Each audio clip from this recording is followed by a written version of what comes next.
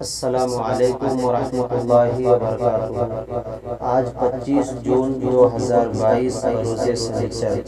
انتہائی افسوس کے ساتھ آپ کو یہ اطلاع دی جاتی ہے کہ مسجد قبلتین کے امام الشیخ قاری محمود خلیل صاحب رحمۃ اللہ علیہ کا آج انتقال ہو گیا ہے۔ انا للہ و انا الیہ راجعون۔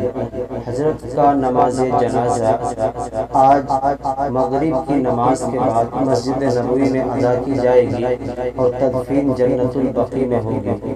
اللہ سے دعا ہے کہ اللہ ان کی مغفرت فرمائے اور جنت الفردوس میں جگہ عطا فرمائے۔ اور حضرات، آپ سے بھی درخواست ہے کہ آپ زیادہ سے زیادہ حضرت کے لیے اعطال ثواب کریں اور اس چینل کو ضرور سبسکرائب کر دیں تاکہ مزید جانکاری میں آپ تک پہنچا سکوں۔ السلام علیکم ورحمۃ اللہ وبرکاتہ۔